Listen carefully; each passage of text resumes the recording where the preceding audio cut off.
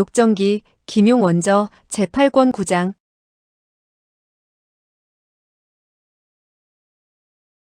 9. 또다시 방이에게 속다.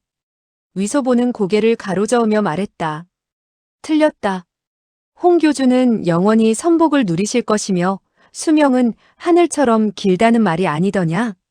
좌령은 말했다. 예, 도통대인은 신룡교의 무리들을 손바닥 들여다보듯 잘 알고 계셨군요.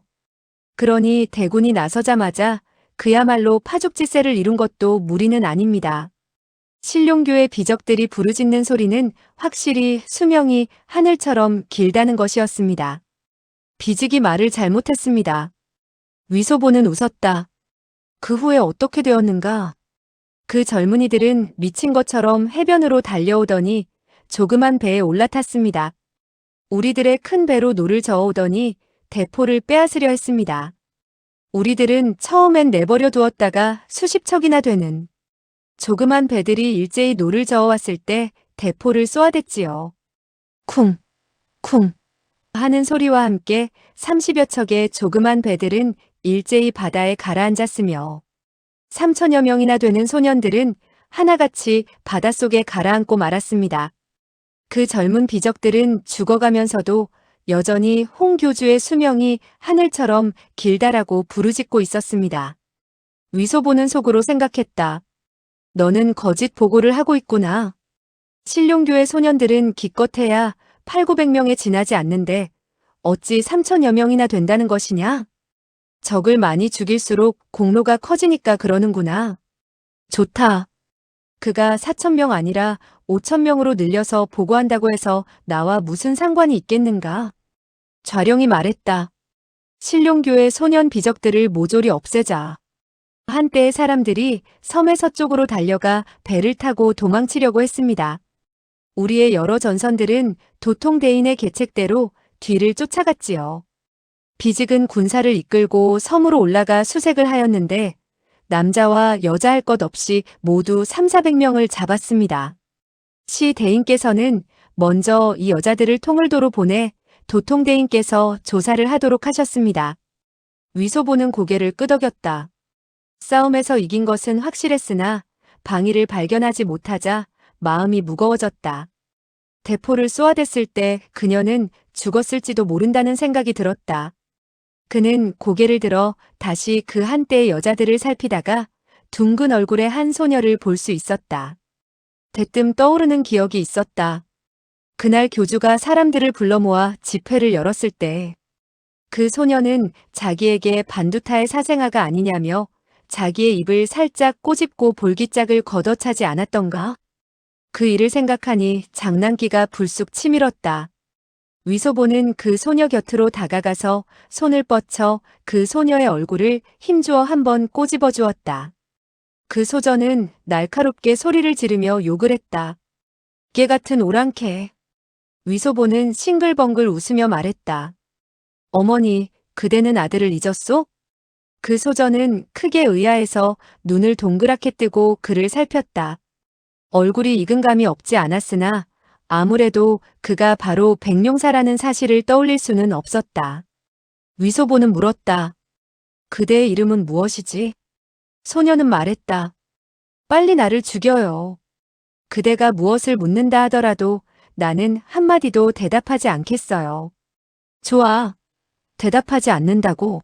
그게 누구 없느냐? 수십 명의 친위병이 일제히 대답을 했다. 예. 이 계집애를 데려가 옷을 발가벗겨 곤장 100대를 때리도록 해라. 친위병들은 다시 일제히 대답했다. 예. 그들은 우르르 달려들어 그녀를 끌고 가려 했다. 소녀는 놀라서 얼굴에 핏기가 싹 가시며 재빨리 말했다. 아니요, 아니에요. 말하겠어요. 위소보는 손을 흔들어 친위병들을 말리고 회심의 미소를 지었다. 내 이름은 무엇이지? 그 소녀는 눈물을 흘리며 대답했다. 저는 운소매라고 해요. 너는 정룡문의 문화이지? 그렇지? 운소매는 고개를 끄덕이며 나직이 대답했다. 예. 정룡문에는 방이라는 소저가 있는데 나중에 백룡문으로 옮겨가게 되었다. 너는 그녀를 알고 있느냐? 예, 알고 있어요. 그녀는 백룡문으로 들어간 후 이미 소대장으로 승진했어요. 좋아, 벼슬이 올랐군. 그녀는 어디에 있지? 오늘 오전에 그대들이 포화를 쏘았을 때 저는 방이 언니를 볼 수 있었어요. 그 후, 그 후 혼란스러워지고 나서부터는 다시 볼 수 없었어요. 위소 보는 방이가 오늘까지 섬에 있었다는 말을 듣고 조금은 마음이 놓였다. 그는 내가 나의 볼기짝에 발길질을 했으니 이번에는 그 빚을 갚아야겠다고 생각했다. 그래서 그녀의 등 뒤로 돌아가서 발을 들어 그녀의 엉덩이를 차려고 하는데 친위병이 새로운 보고를 했다. 도통 대인께 보고드립니다. 또 한때의 포로들을 데려왔습니다. 위소 보는 속으로 기뻐서 발길질을 멈추고 해변으로 달려갔다. 과연 한 척의 조그만 배가 돛을 올리고 다가왔다. 그는 친위병에게 고함쳐 물었다. 포로는 여자인가? 남자인가? 처음에는 간격이 멀어서 상대방은 잘 알아듣지 못했다. 잠시 후에 전선이 다가옴에 따라 뱃머리에 한 공관이 부르짖었다. 남자도 있고 여자도 있소이다. 잠시 후에 위소 보는 뱃머리에 서 있는 서너 명의 여자들을 발견할 수 있었다. 그 가운데 한 명은 멀리서 보기에도 방이 같았다. 그는 크게 기뻐서 곧장 해변으로 달려갔다. 바닷물이 무릎까지 차올라오는 곳까지 내려가서 살펴보니 그 여자는 정말 방이었다. 그는 크게 기뻐서 부르짖었다. 빨리, 빨리 이쪽으로 대라. 벼랑간 그 한 척의 전선이 흔들하더니 한 바퀴 맴을 돌았다. 그리고 배 위의 수병들이 웅성거리기 시작했다. 아이쿠, 암초에 걸려 꼼짝하지 않는구나. 벼랑간 방이가 큰 소리로 부르짖었다. 소보, 소보. 그대예요? 위소보는 이때 자기가 도통 대인의 신분이란 것을 돌보지 않고 부르짖었다. 누나 나요. 소보가 이곳에 있어. 방이는 외쳤다. 소보, 빨리 와서 나를 구해줘요. 그들은 나를 묶어놓았어요. 소보, 소보 빨리 와요. 위소보는 말했다. 걱정하지 마오. 내 그대를 구해내겠소. 그는 몸을 날려 한 척의 소정에 올라 수병에게 분부했다. 빨리 저어가도록 하라. 빨리, 빨리. 소정의 수병들은 일제히 노를 젓기 시작했다. 갑자기 언덕 위에서 한 사람이 몸을 날려 소정으로 올라왔는데 바로 쌍하였다. 쌍하는 말했다. 상공, 제가 가보겠어요. 위소보는 흐뭇해져서 말했다. 쌍하, 그대는 저 사람이 누군지 아시오? 쌍하는 미소 지으며 말했다. 알고 있어요. 저분은 상공의 마누라라고 하지 않아요. 언젠가 나는 마나님이라고 부른 적도 있어요. 하지만 저 마나님은 응낙하지 않았어요. 위소보는 웃었다. 그녀는 부끄러웠던 것이요. 이번에 그대가 다시 부른다면 그녀는 반드시 기뻐할 것이요. 그 전선은 여전히 맴을 돌고 있었다. 소정은 신속히 노를 저어 가까이 다가갔다. 방이는 불렀다. 소보, 과연 그대였군요. 그녀의 목소리에는 기쁨이 가득 차 있었다. 위소보는 외쳤다. 바로 나요. 그는 그녀 곁에 있는 군관에게 호통을 내질렀다. 빨리 소절을 풀어주도록 하게. 군관은 말했다. 예. 군관은 몸을 구부리고 방이의 손을 묶은 밧줄을 풀었다. 방이는 팔을 좌우로 벌리고 위소보가 가까이 오기를 기다렸다. 서로 가까워지자 전선 위에 군관이 말했다. 도통 대인께서는 조심하십시오. 위소보는 몸을 날렸다. 군관은 손을 뻗쳐 그를 붙잡아 주었다. 위소보는 뱃머리로 올라서자마자 방이의 품속으로 뛰어들었다. 누나, 정말 보고 싶어 죽을 뻔했어요. 두 사람은 꼭 껴안았다. 위소보는 방이의 부드러운 몸을 안고 그녀의 몸에서 풍겨오는 향긋한 내음을 맡자 자기가 어디에 와 있는지 잊어버리고 말았다. 지난번 그가 방이를 따라 신룡도에 이르렀을 때만 해도 남녀의 일에 대해서 제대로 아는 바가 없었다.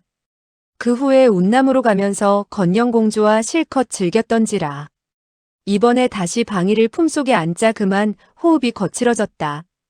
벼랑간 배가 흔들거렸다. 위소 보는 방위를 아는 채 한사코 그녀의 입술에 입맞춤을 하려 했다.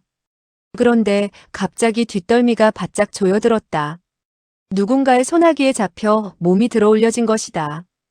곧이어 간드러지기 이를 데 없는 음성이 들렸다. 백룡사, 잘 있었소?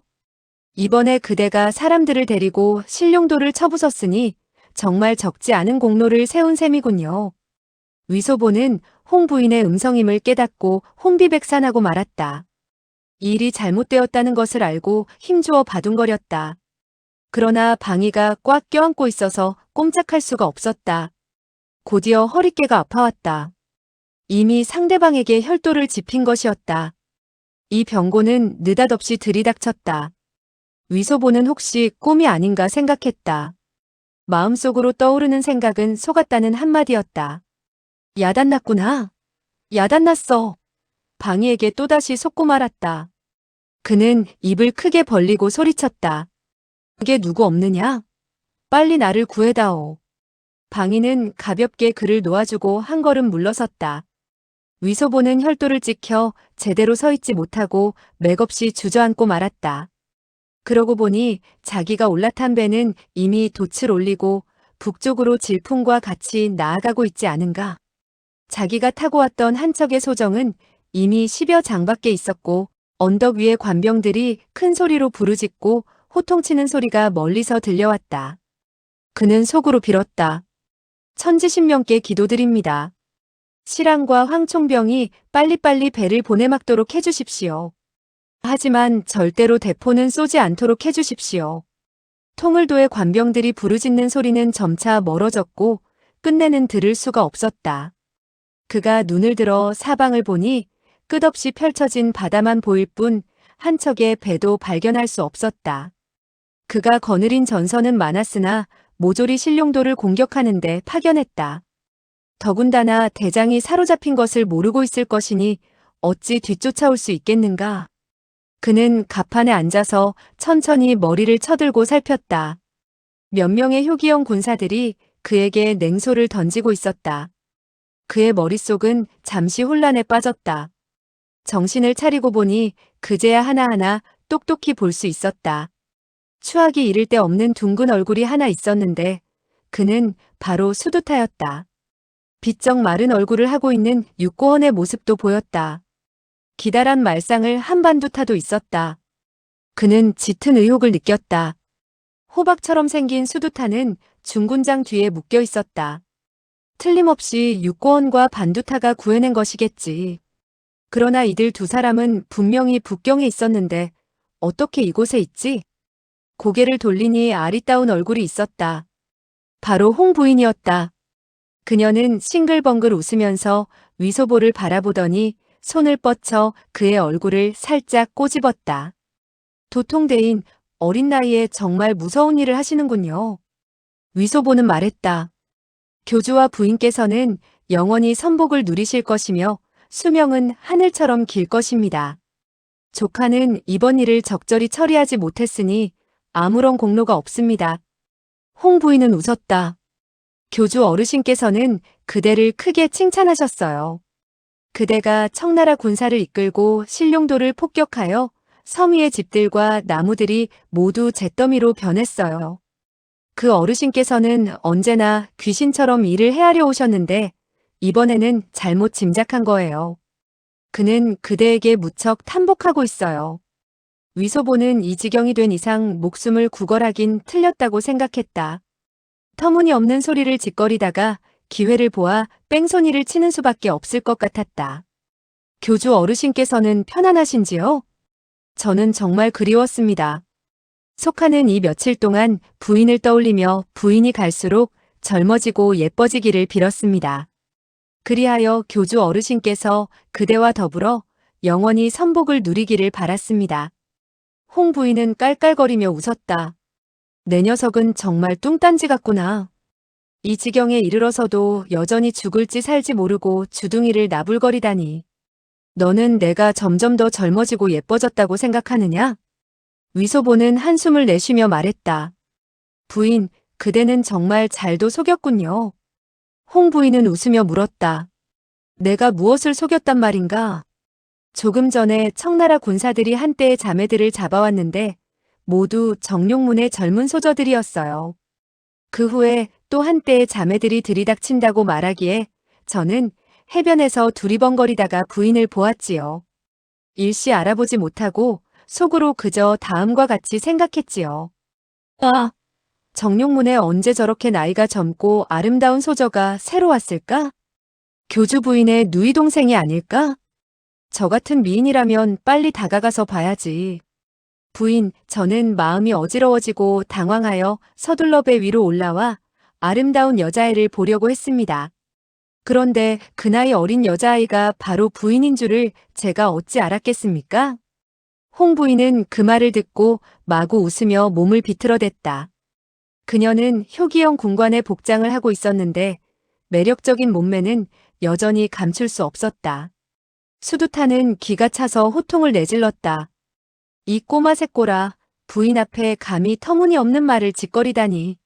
내 너의 힘줄을 뽑고 가죽을 벗길 테니 두고 봐라. 위소보는 말했다.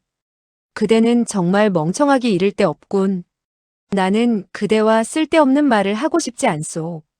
수두타는 화가 나서 말했다. 내가 어째서 멍청하다는 거냐? 너야말로 멍청하기 짝이 없다. 내가 바다 위에 떠서 시체처럼 가장했는데도 알아보지 못하고 나를 구해서 신룡도의 사정을 물어보려고 했다. 나는 교주의 분부대로 터무니없는 말을 짓거렸는데 너는 그것을 사실로 받아들였다.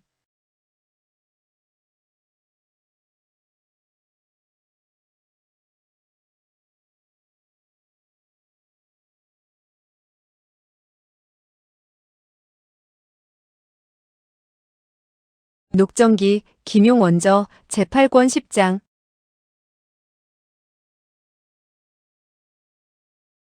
10. 다시 사로잡힌 위소보. 위소보는 속으로 생각했다. 멍청하다 멍청해. 위소보 내 녀석은 정말 죽어 마땅하다. 어째서 수두타의 내공이 심우하여 물에 떠오른 시체로 가장하는 것쯤은 쉬운 줄 모르고 바보처럼 그의 말을 의심치 않았으며 신룡도에서 정말 내분이 일어났는 줄 알았느냐? 이렇게 생각한 그는 말했다. 나는 교주와 부인의 계책에 말려들고 말았으니 멍청한 녀석임에 틀림없소이다. 수두타는 말했다. 흥, 멍청하지 않다면 내 자신이 총명한 줄 알았냐? 나는 물론 매우 총명하오.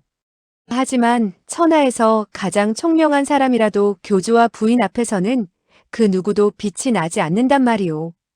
교주와 부인께서 어떤 계책을 세우시면 빈틈이 없기 때문에 파죽지세로 이기고 대성공을 한단 말이외다. 그가 대성공이란 말을 하게 되었을 때 자기도 모르게 미미하게 떨리고 있는 앵두같이 조그마해서 한 입 깨물어주고 싶은 홍 부인의 입술을 바라보지 않을 수 없었다. 홍 부인은 환히 웃으며 고른 치아를 드러내며 말했다. 백룡사 그대는 역시 수두타보다 영리하군. 수두타가 그대와 입씨름을 해서 이길 순 없지. 그런데 그대는 어째서 수두타가 멍청하다는 것이지? 부인, 이 수두타는 이미 부인의 선녀 같은 모습을 보았습니다. 누구든지 부인을 한번 보면 다른 여인을 볼 생각이 나지 않죠. 제가 그를 멍청하다고 한 것은 그가 마음속으로 다른 여인을 잊지 못하고 그리워하기 때문입니다. 수두타, 그 여자가 누구인지 내가 말해야겠소? 수두타는 호통을 내질렀다. 말하지 말아라. 위소보는 웃었다. 말하지 말라면 안 하지.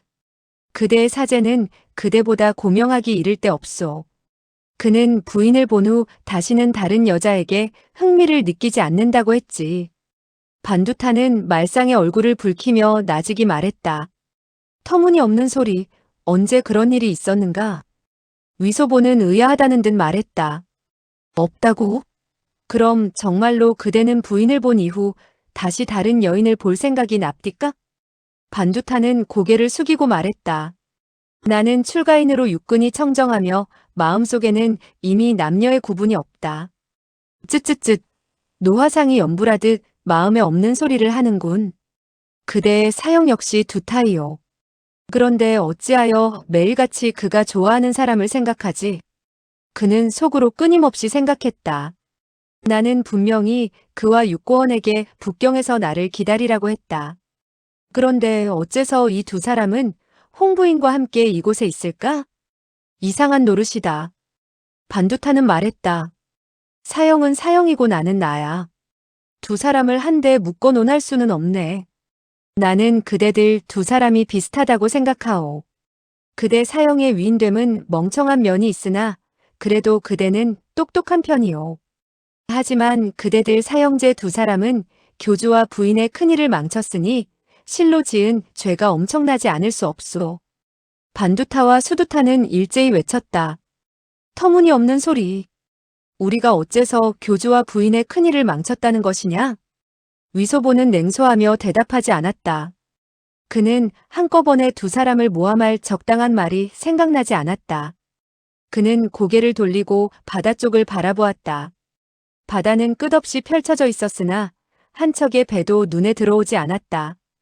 간혹 멀리서 터뜨리는 포성을 들을 수 있었다. 아마도 실황과 황총병이 여전히 전선을 이끌고 신룡교 쪽에 도망치는 배들을 에워싸고 섬멸시키고 있는 것 같았다. 육고원은 그의 눈빛이 반짝이는 것을 보고 말했다. 부인, 저 녀석은 본교의 큰 죄인입니다. 교주께 보고하여 그를 바닷속으로 쳐넣어 해룡의 먹이로 만듭시다. 위소보는 깜짝 놀라 속으로 생각했다. 이 소백룡은 가짜이다. 가짜 백룡이 바닷속으로 들어가면 목숨이 없어지고 말지. 홍 부인은 말했다. 교주께서 그에게 물어볼 말이 있대요. 육고원은 대답했다. 예, 알겠습니다. 그는 위소보의 등을 밀며 말했다. 교주님을 뵈러 가자. 위소보는 속으로 야단났다고 생각했다. 부인 앞에서는 교묘한 말을 하여 그녀를 기쁘게 할 수가 있다. 처음부터 교주가 이 배에 타고 있었구나. 만약 지금 이 소백룡이 용궁으로 뛰어들지 않는다면 하늘의 뜻을 어기는 격이 되겠구나. 그는 고개를 돌리고 방위를 한번 쳐다보았다. 그녀의 얼굴은 무표정했으며 기뻐하거나 노하는 빛도 전혀 없었다.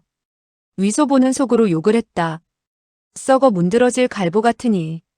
못된 계집애. 그는 말했다. 방소저 축하하오. 방위는 말했다. 무슨 축하를 한다는 거예요?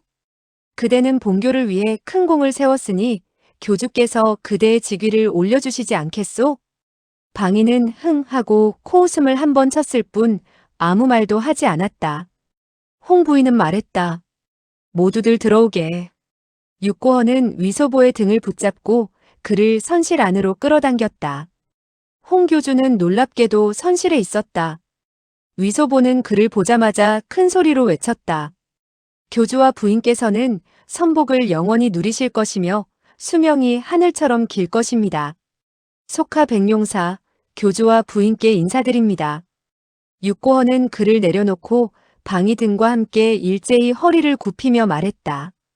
교주께서 선복을 영원히 누리시며 수명이 하늘처럼 길기를 바랍니다. 그들 역시 홍 부인에게 잘 보이고 싶었으나 이 한마디는 언제나 버릇이 되어 있었고 또 얼굴 가죽도 두껍지 못하여 부인이라는 말을 더 보태지 못했다. 홍 교주는 선실 밖의 넓은 바다를 바라보며 못 들은 척하고 있었다. 교주 옆에는 네 사람이 서 있는데 바로 정룡사 묵은도인, 황룡사 은금, 청룡사 허설정, 흑룡사 장다머리였다. 위소보는 속으로 느끼는 바가 있어 고개를 돌리고 수두타에게 호통쳤다. 그대라는 사람은 어째서 터무니없는 요원을 만들어냈소? 어째서 나더러 교주와 부인께서 위험에 처해 있다고 말했냔 말이오?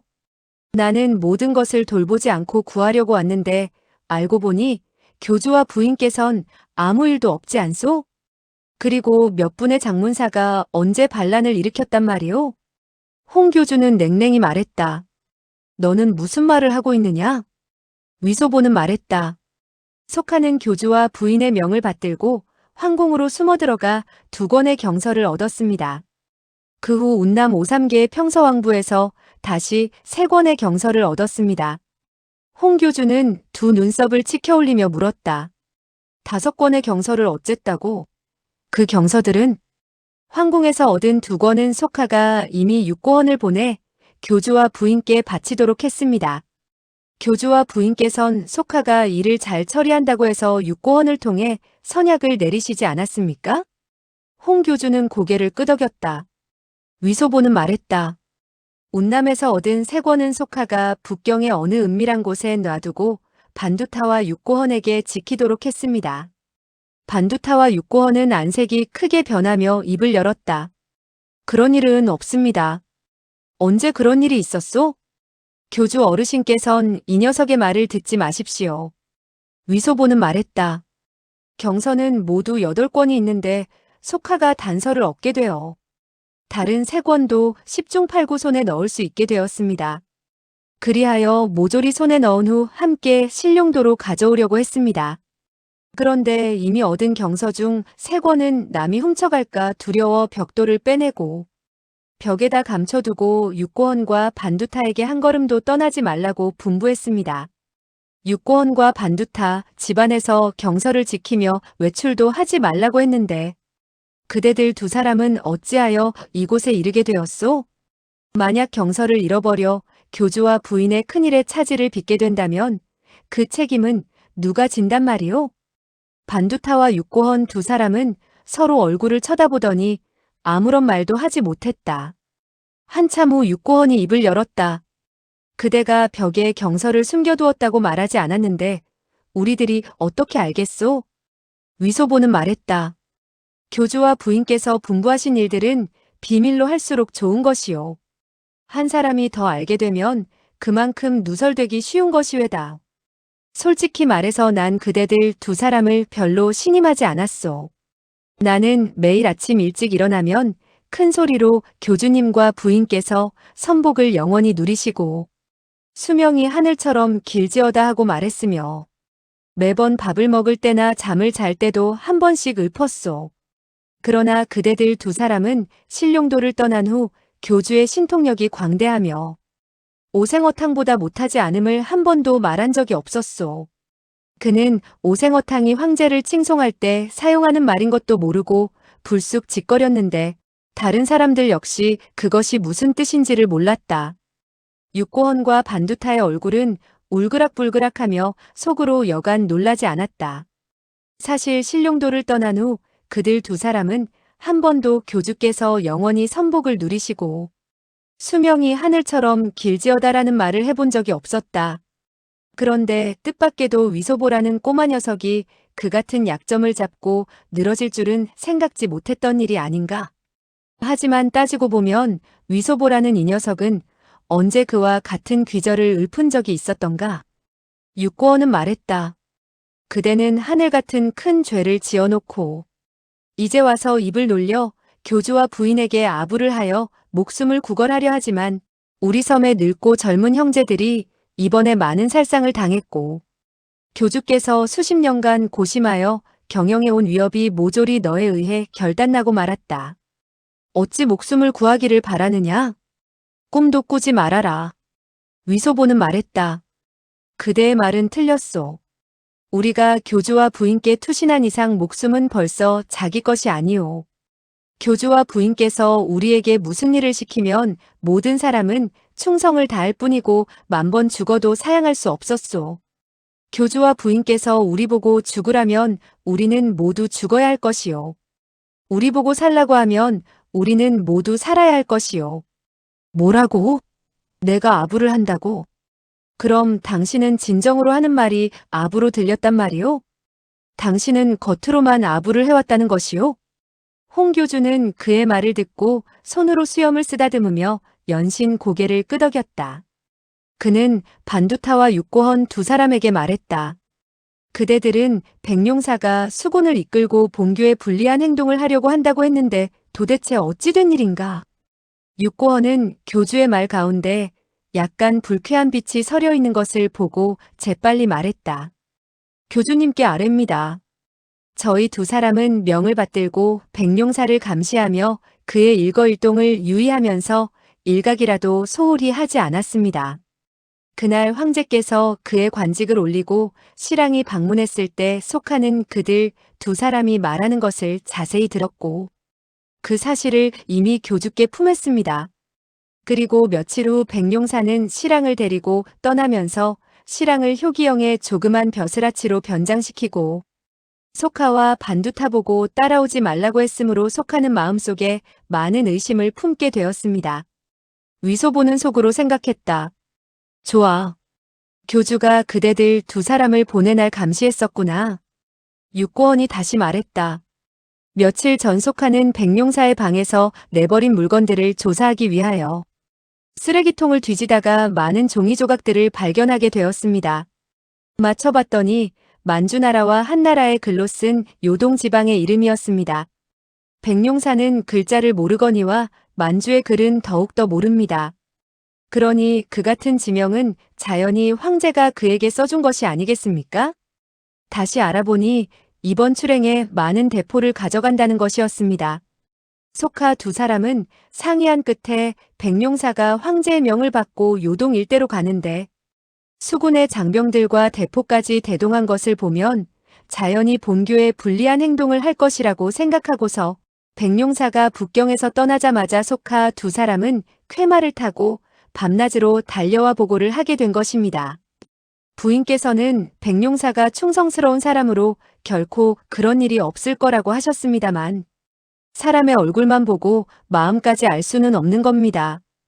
백룡사가 이토록 개같은 심보를 지니고 교주님의 신임을 저버릴 줄 누가 알았겠습니까? 위소보는 한숨을 내쉬며 고개를 가로저었다. 육선생, 그대는 스스로 총명하고 능력이 있는 것처럼 말하지만 결코 교주와 부인을 따라가지 못할 것이오. 내 그대에게 말하는데 나는 잘못했소. 오로지 교주와 부인만이 영원히 옳은 것이외다. 육고원은 노해 말했다. 그대는 터무니없는. 그러나 그 한마디가 잘못되었다는 것을 대뜸 알아차리고는 즉시 입을 다물고 말았다. 위소보는 말했다. 내가 터무니없는 소리를 짓거린다는 것이요? 오직 교주와 부인만이 영원히 옳은 것인데 그대는 이에 대해 승복할 수 없단 말이오? 설마하니 교주와 부인께서 잘못이 있고 오로지 육선생 그대만이 영원히 옳다는 것이요? 육고원은 얼굴을 붉혔다. 나는 그런 뜻이 아니오. 그것은 그대가 말한 것이지 나는 말한 적이 없소. 교주와 부인께서는 이 백룡사가 충성심이 강해 결코 배반하지 않을 것이라고 말씀하셨소. 그들 두 분 어른께서는 이를 신같이 헤아리는데 어찌 틀림이 있다는 것이오? 내 그대에게 말해두지만 황제는 나에게 수군과 대포를 거느리고 멀리 요동으로 가라고 말했소. 그리고 장백산으로 올라가 하늘에 제사를 올리라고 선포했으나 기실은 그대가 무엇을 알겠소? 그는 속으로 재빨리 생각을 더듬었다. 황제가 나를 보내 무엇을 하라고 했다고 말해야 할까? 홍교주는 말했다. 어디 말해보게. 황제는 그대를 무엇하러 보냈지? 이 일은 워낙 은밀한 일이라 그 누구에게도 말할 수 없습니다.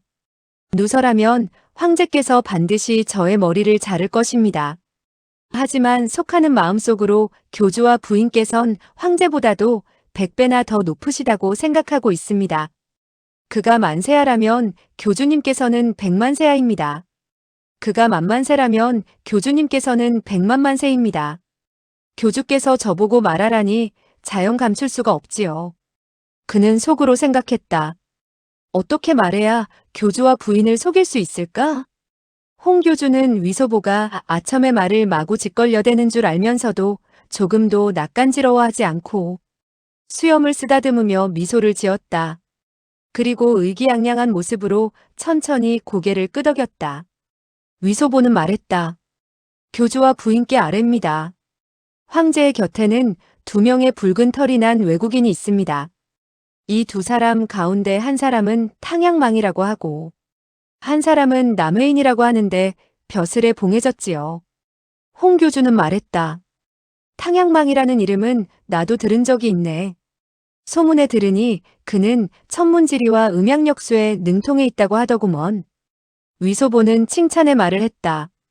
교주님께선 문을 나서지 않고도 능히 천하의 일을 알고 계시는군요. 탕양망은 이리저리 헤아려 본 끝에 북방의 나찰국이 대청나라에 불리한 일을 하리라는 것을 헤아려 보았습니다. 홍교주는 두 눈썹을 꿈틀하며 물었다. 그래서 어쨌다는 것이지? 위소보는 몽고인 한천마에게 들은 이야기가 있었다. 오삼계와 나찰국 그리고 신룡교가 결탁했다고 하지 않았는가? 오삼계는 멀리 운남에 있으니 그를 끌어들일 수는 없는 일이고 나찰국은 바로 요동 옆에 있지 않은가? 과연 나찰국이라는 석자를 들먹이자 홍교주는 표정이 대뜸 굳어졌다. 위소보는 자기의 말에 상대방 마음이 흔들리고 있는 것을 알고 속으로 크게 기뻐서 말했다. 소황제께선 그 말을 듣자 마음에 근심을 하였고 곧 탕양망에게 계책을 짜내 바치라고 했습니다. 탕양망은 상주했지요. 신이 돌아가 밤에 천문을 보고 해를 따져 음양을 계산하여 자세히 헤아려 보겠습니다. 그리고 며칠 후 그는 황제께 상주했지요. 나찰국의 용맥이 바로 요동에 있으며 무슨 호타마라는 산과 무슨 아마라는 강이 있는 곳이라고 했습니다. 홍안통은 오래전부터 요동에서 살아 그곳의 산천지리에는 무척 익숙하여 위소보의 말을 듣고 웃으면서 말했다. 부인, 저 녀석의 말이 우습지 않소? 호마이와 집산을 호타마산이라 부르고 아모기아를 아마의 강이라고 하는군. 하하하. 홍부인 역시 깔깔 웃었다. 위소보는 말했다. 교주께선 모르는 것이 없으니 속하는 탐복해 마지 않는 바입니다. 그 붉은 털의 괴물들이 몇 번 말을 했지만 속하는 기억할 수가 없군요. 소황제는 만주나라 글과 한나라 글로 써서 저에게 주었습니다. 그러나 속하는 글자를 몰라 이 호타마인가. 뭔가 하는 산과 아마인지 뭔지 하는 강을 제대로 기억하지 못하겠군요. 홍교주는 껄껄 웃더니 고개를 돌리고 육고헌을 매섭게 노려보았는데 그 시선이 매우 날카로웠다. 육고헌과 반두타는 속으로 야단났다고 생각했다. 위소보는 말했다. 그 탕양망은 말했지요. 반드시 신문의 홍모대포를 만들어 바닷길로 요동에 운반하여 그 무슨 산과 무슨 내를 향해 연달아 200번을 쏴 나찰국의 용맥을 뒤집어 놓는다면 그 후 200년간 대청나라는 태평무사하리라 했으며 포한방의 1년의 평안함을 보장한다는 것이었습니다. 그래서 소황제는 말했지요. 그렇다면 천방을 쏘면 1000년 동안 평안함을 보장할 수 있지 않겠느냐? 탕양망은 너무 많이 쏘면 오히려 부작용이 생기고 또 청기는 누설하지 못한다고 하면서 황도 흑도가 어쩌고저쩌고 하면서 반나절을 이야기했는데 속하는 반마디도 알아들을 수 없어 그저 답답하기만 했습니다. 홍교주는 고개를 끄덕였다. 탕양망이 편찬한 대청시얼력이라는 책이 있는데 확실히 200년의 역법을 기록했을 뿐이다. 그렇다면 청나라의 기운이 기껏해야 200년에 불과할 것 같군. 위소보는 거짓말을 하는데 남다른 요령이 있었다. 모든 세세한 부분을 조금도 실증을 내지 않고 상세히 게다가 사실과 거의 다름없이 말하는 것이었다. 하지만 중요한 대목은 터무니없는 말로 때우는 것이다. 이것은 그가 기녀원에서 배운 요령이었다. 교주 홍안통 역시 해박한 지식을 지니고 있는 사람이었고 탕양망이 지었다는 대청시얼력의 내용을 알고 있었던 관계로 위소보의 그 같은 거짓말은 완전히 맞아떨어진 셈이었다. 홍 부인은 말했다. 그렇다면 소황제는 그대를 요동으로 보내 대포를 쏘라고 했는가? 위소보는 짐짓 놀랍다는 듯 말했다. 부인께선 어떻게 아셨습니까? 홍 부인은 웃었다. 그대의 말은 진실하다고 할 수 없군. 소황제가 그대를 요동으로 보냈다면 그대는 어째서 신룡도로 왔지? 그 외국인은 나찰국의 용맥은 한 마리의 해룡이기 때문에 이 신문이 대포를 해상으로 옮겨 그 용의 입구를 겨냥하고 시간을 맞추어 그 해룡이 막 바닷물을 들이키려고 할 때 즉시 쏜다면 그 용은 중상을 입고 움직이지 못한다고 했지요. 만약 육지에서 포를 쏜다면 그 용은 포 한 방에 즉시 하늘로 날아가게 된다는 것입니다. 그러니까 포 한 방에 1년의 평안함을 빌 수 있을 뿐이니 내년에 다시 포를 한 번 쏴야 하는 귀찮은 일이 벌어지게 된다는 것이죠. 그가 우리를 시켜 대포를 해상으로 운반하게 한 것도 따지고 보면 길을 돌아서 가는 셈인데 그 역시 용맥을 놀라지 않게 하기 위함이었습니다. 풍수가묘지설에 의해 용맥이 중시된 것은 사실이었다. 그러나 그것은 지형이 용처럼 생겼다는 것뿐이지 결코 진짜 용이 있다는 것은 아니었다. 용맥을 놀라게 해서 도망치게 한다는 등의 말은 위소보가 완전히 지어낸 말이었다. 홍한통은 그 말을 듣고 의아한 표정을 지었다. 위소보는 눈치를 살피며 그가 의심을 하는 것을 알아채고 재빨리 말했다. 그 외국의 도깨비들은 중국말을 알고 있었습니다. 그들은 몇 장의 그림을 그려서 소왕제께 보여주었으며 자로 이리저리 재곤하였습니다. 줄을 긋고 어째서 용맥이 도망을 치는가를 설명하기도 했습니다. 속하는 너무 우둔하여 이해할 수는 없었으나 소왕제께선 매우 흥미진진하게 들으셨습니다. 홍한통은 고개를 끄덕였다. 그는 속으로 외국인이 풍수를 보는 데는 어떤 특별한 재간이 있으며 중국의 풍수보다 뛰어날지도 모른다고 생각했다. 위소보는 그가 인정하자 느긋해져서 생각했다. 이 고비만 넘기면 이후의 거짓말은 막힘없이 술술 풀려나가겠구나. 그는 입술에 침을 바르고 말을 이었다.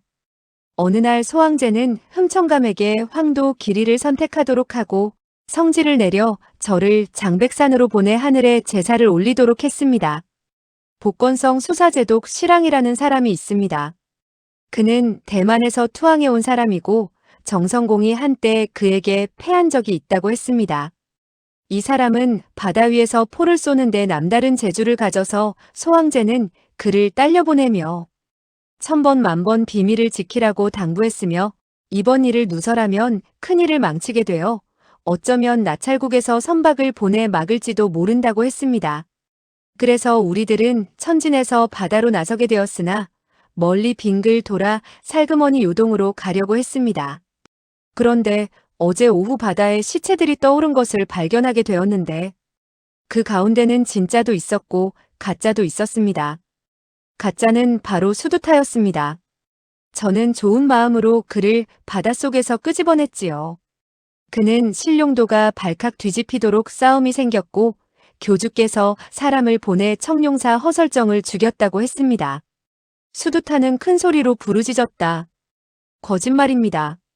나는 교주께서 청룡사를 죽였다는 말을 한 적이 없습니다. 홍 부인은 아름다운 눈으로 그를 한번 노려보더니 말했다. 수두타, 교주 앞에서 큰 소리를 지르지 마세요. 예. 위소보는 말했다. 그대는 청룡사가 누구에게 죽임을 당했다고 말하지 않았소.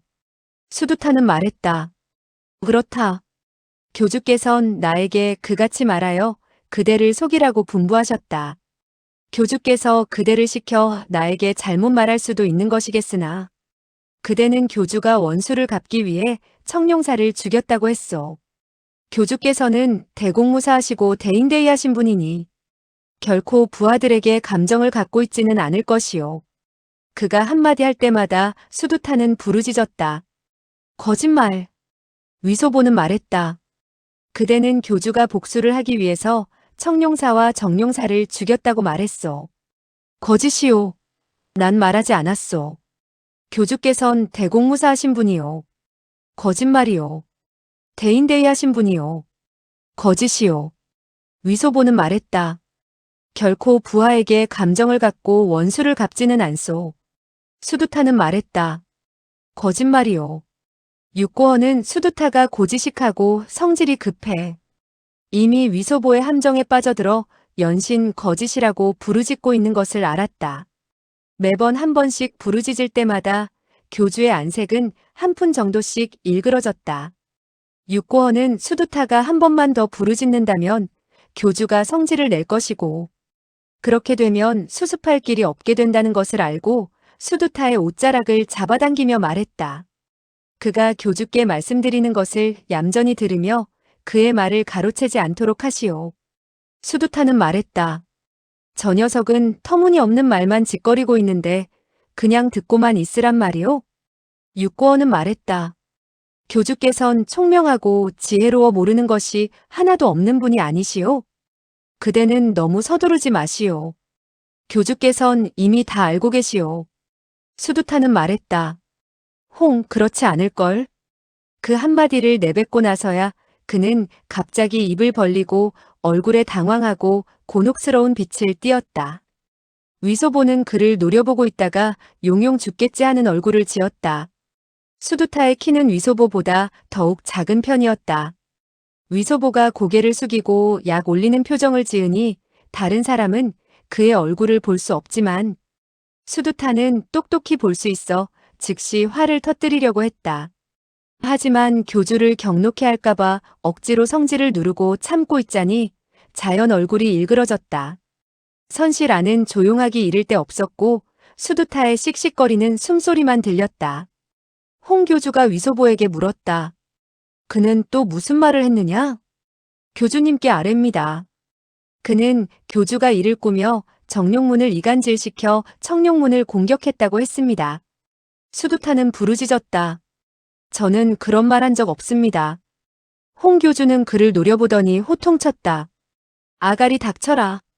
내가 한 번만 더 괴성을 질러대면 나는 너의 제기랄 놈의 동그란 대갈통을 두 쪽으로 쪼개버리겠다. 수두타는 온 얼굴이 시뻘겋다 못해 자주색으로 변하였고 육고헌과 반두타는 아연실색했다. 사람들은 홍 교주의 심기가 매우 깊어 희노애락을 좀처럼 얼굴에 드러내지 않는 것을 알고 있다. 이토록 거친 말을 하며 신경질을 부리는 것은 극히 드문 일이고 수두타를 크게 꾸짖고 욕하는 것을 보면 반드시 극도로 분노해 있음을 알 수 있었다. 위소보는 크게 기뻤다. 수두타가 입을 열고 말을 하지 못한다면 자기가 아무리 터무니없는 말을 짓거려도 그는 좀처럼 반박할 수 없을 것이었다. 교주님께선 노여움을 푸십시오. 수두타는 교주님을 모욕하는 말을 별로 하지 않았습니다. 그저 교주님께서 속이 좁다고 했을 뿐입니다. 지난번에 모두들 모반을 꾀하였으나 이를 이루지 못했는데 속하라는 한 명의 어린애 때문에 큰일을 망치게 되어 모든 사람들이 속으로 분노를 느끼고 있는데 교주께서는 그 기회를 빌려 원수를 갚으려 했다고 하더군요. 그는 교주님이 하성이라는 사람을 시켜 일을 저지르도록 했는데 그 사람은 묵은 도인의 제자라고 했습니다. 그러나 저는 본교에 그 같은 사람이 있는지도 몰랐습니다. 그가 말해줘서 비로소 알았지요. 홍 부인은 말했다. 하성이란 사람은 있지. 그래서 어떻게 되었다는 것이지? 위소보는 속으로 짐작했다. 하성은 묵은 도인의 제자이니 젊은 녀석일 것이다. 수두타는 하성이 부인의 아름다움에 반하여 이 몇 년 동안 부인과 어쩌고 저쩌고 했다는 등 해괴한 말을 많이 했습니다. 속하는 대노했지요. 그가 등 뒤에서 부인에게 불경스러운 짓을 하는 것을 보자 화가 나서 그의 주둥이를 후려쳤습니다. 그때 그는 소가죽끈으로 묶여 있었기 때문에 반항할 수 없어. 10여 차례 매를 맞은 후에야 비로소 아가리를 닥쳤죠. 홍 부인은 치미는 울화 때문에 안색이 새파래져서 매서운 얼굴로 말했다. 어째서 나를 끌어들였지? 수두타는 말했다. 저는 그런 말을 한 적이 없습니다. 위소보는 말했다. 교주께서 그대 보고 입을 열지 말라고 했으니 그대는 말을 하지 않도록 하시오. 내 그대에게 묻겠는데 그대는 하성이란 사람이 있다고 하지 않았소? 있으면 고개를 끄덕이고 없으면 고개를 가로저으시오. 수두타는 고개를 끄덕였다. 위소보는 말했다. 그대는 하성이 허설정을 죽이자 부인께서 매우 기뻐했으며 교주는 아무것도 모르고 계신다고 했소. 그대는 청룡사가 하성에게 죽음을 당했으며 방 안에는 한 자루의 칼이 던져져 있었고 그 칼은 하성의 것이었다고 하지 않았소? 그런 말을 했소, 아니했소? 수두타는 고개를 끄덕이며 말했다. 하지만 앞쪽이. 위소보는 말했다. 그대가 이미 말한 적이 있었으면 됐소. 기실 수두타가 말한 것은 뒤에 말이고 앞쪽의 반 토막은 위소보가 보탠 것이다. 그런데 수두타가 고개를 끄덕이자 그 말을 수두타가 전부 한 셈이 되었다. 위소보는 말했다. 그대는 청룡문, 정룡문, 황룡문, 흑룡문, 그리고 우리의 백룡문까지 모두 난잡하게 얽혀 싸우게 되었고 교주는 이미 권세를 잃어 진압할 능력도 없다고 하지 않았소? 수두타는 고개를 끄덕였다. 위소보가 말했다. 그대는 신룡도의 사람들이 반란을 일으켜 교주와 부인마저 사로잡았으며 부인은 옷을 다 벗기어 무사람들 앞에서 나신으로 걸어 보이는 행동을 했다고 했소. 그리고 교주의 수염은 다른 사람에 의해 모조리 뽑혀지게 되었고 나무에 거꾸로 매달려 이미 사흘 밤낮을 물 한 모금 마시지 못하고 밥도 먹지 못한다고 했소. 이 같은 말을 그대는 인정하지 않겠지? 이 한마디의 질문에 고개를 끄덕일 수도 고개를 가로저을 수도 없어 수두타는 온 얼굴이 시뻘겋게 되어 살갗에서 피가 나올 지경이었다. 그대는 그 같은 말을 하지 않았다고 말하고 싶겠지? 수두타는 노해 말했다. 나는 말한 적이 없소. 그대는 그대가 교주와 손을 쓰게 되었으며 그대는 교주를 2번이나 차고 교주에게 석대의 따귀를 갈겼지만 교주의 무공이 그대보다 고강해서 그대가 이길 수 없었기 때문에 교주에게 오히려 던져져 바다에 떨어지게 되었다고 하지 않았소? 그리고 그대는 본교가 이미 발칵 뒤집혀서 크게 소란을 피우고 있다고 했소. 대부분의 사람들이 교주에 의해 바다로 던져졌다고 했소. 나머지 사람들은 서로 죽고 죽이고 있다고 했소. 교주와 부인은 이미 지극히 낭패한 지경에 도달해 있어. 지금은 죽지 않았다 해도 오래 살지 못할 것이라고 하지 않았소? 나는. 수두타는 위소보의 수작에 그만 머리가 어지러워지고 꼴이 빠개지는 것 같아 어떻게 대답할 줄을 몰랐다. 그는 확실히 교주를 이길 수 없다고 말한 적이 있었고 교주에 의해 바다로 던져졌다고 했으며 또 신룡도의 오룡문이 서로 죽고 죽이는 등 대판 싸움이 벌어졌다고 말했으나 위소보의 말과는 크게 다른 점이 있었다. 위소보는 말했다. 교주님께 아뢰입니다. 속하는 본래 수군과 배를 이끌고 요동으로 가서 나찰국의 용맥을 대포로 쏘려고 했습니다. 하지만 내가 이곳에 이르렀을 때 속하는 교주와 부인을 생각해냈으며 또한 방이 소저도 생각났습니다. 속하는 본래 그녀를 처로 맞아들이려고 했지요. 그렇기 때문에 역시 그녀를 만나고 싶었으며 교주와 부인께서 그녀를 제가 데려가도록 허락해 주셨으면 좋겠다고 생각했지요. 그래서 천천히 항해하도록 했으며 멀리서 섬을 바라보는 것만 해도 좋은 일이라고 생각했습니다. 그리고 만약 교주와 부인을 한번 배울 수만 있다면 홍 부인은 미소를 띄었다. 사실은 방이 소저를 볼 수만 있다면이겠지? 예, 속하가 사사로운 욕심을 가지고 한마음 한뜻으로 교주와 부인께 충성을 다하지 않았으니 실로 죽을 죄를 지었습니다. 교주는 고개를 끄덕이며 말했다. 하던 말을 계속해라. 바닷속에서 수두타를 구해냈는데 그는 교주와 부인을 저주하는 것이었습니다. 속하도 멍청하지요. 그 같은 말을 듣고 손발이 어지러워져서 겨드랑이에 날개가 달려 신룡도로 달려갔으면 하는 마음뿐이었으며 교주와 부인 곁에 서서 반역도들과 결사일전을 벌이고 싶었습니다. 속하는 그 당시 크게 욕을 했지요. 그날 교주께선 지나간 일을 다시 따지지 않기로 하셨고 들먹이지도 말라고 분부했는데 어찌 감정을 품고 교도들을 배반하겠느냐고 물었지요. 속하는 교주와 부인의 위험만을 생각하여 교주가 반역도들에게 잡혀 거꾸로 매달려 있으며 부인께서 그들에게 옷을 벗기운 채 모욕을 당하고 있다는 말을 듣고 일각도 지체할 수 없다고 생각했습니다. 저는 정말 멍청해서 죽을 죄를 지었습니다. 교주께서 신통력이 넓으시니 만약 누가 배반한다면 교주께서 손가락만 뻗쳐내도 그들을 개미처럼 눌러 죽일 수 있어서 반역도들에게 욕을 당할 리 없다는 사실을 미처 떠올리지 못했습니다. 속하는 마음속으로 초조해져 즉시 모든 전선에게 명하여 신룡도를 공격하도록 했습니다. 저는 그들에게 말했지요.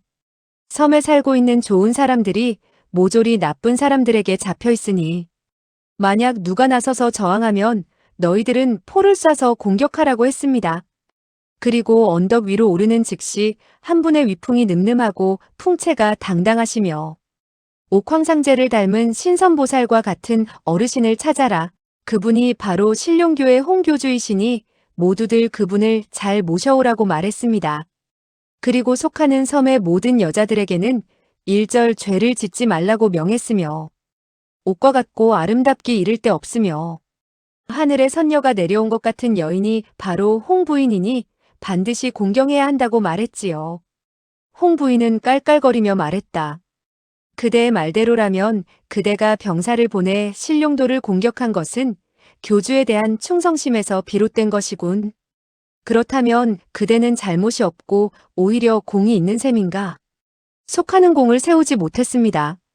그러나 교주와 부인께서 평안하시고 사람들이 충성심이 강하여 교주와 부인을 잘 모시고 있는 것을 보니 마음이 여간 기쁘지 않습니다. 속하가 첫 번째로 바라는 것은 바로 교주와 부인께서 영원히 선복을 누리고 수명이 하늘처럼 길게 되는 것입니다. 그리고 두 번째로 바라는 것은 본교의 모든 사람들이 진충보국하고 교주께서 무슨 말씀을 하든지 그 말대로 따르는 것입니다. 그리고 세 번째는 홍 부인은 웃으며 말했다. 세 번째는 방이 소절을 마누라로 삼겠다는 것이겠지? 그것은 조그만 일에 지나지 않으며 속하는 마음속으로 이미 작정한 바가 있습니다. 애써 일을 처리하여 교주와 부인의 환심을 사면 교주와 부인께서는 속하를 소홀히 대접하지 않으리라 생각했습니다. 홍한통은 고개를 끄덕이며 말했다. 너는 정말 말도 잘한다. 그러나 나와 부인을 염려했다면 어째서 스스로 군사들을 이끌고 신룡도로 올라오지 않았지? 어째서 사람을 시켜 포를 마구 쏘게 하고 그대 자신은 멀리 뒤에 숨어 있었지? 그 한마디의 말은 급소를 찌르는 말인지라 위소보는 일시 입을 벌리고 대답할 바를 몰랐다. 그러나 그는 이 한마디를 제대로 대답하지 못하면 교주도 의심을 하게 될 것이고 먼저 한 거짓말은 모조리 들통이 날 뿐 아니라 목숨마저도 보전할 수 없게 될 것임을 알았다. 속하는 만번 죽을 죄를 지었습니다. 실로 교주와 부인에 대한 충성심이 부족했습니다. 저는 수두타가 섬의 사람들이 그토록 흉악하게 날뛰며 교주와 부인마저 잡아갔다고 하는 말을 듣고 무척 무서웠습니다. 지난번 그들이 교주를 배반하려 했을 때도 속하가 그들의 음모를 저지하지 않았습니까? 그런 판국에 그들에게 다시 잡히면 제 힘줄을 뽑으려 들 것이고 저의 가죽을 벗기려고 하지 않겠습니까? 속하는 죽기가 두려웠습니다. 그래서 뒤에 숨어 수하 장수와 군사들을 보내 교주와 부인을 구하도록 한 것입니다. 저는 죽어 마땅한 죄를 지었습니다.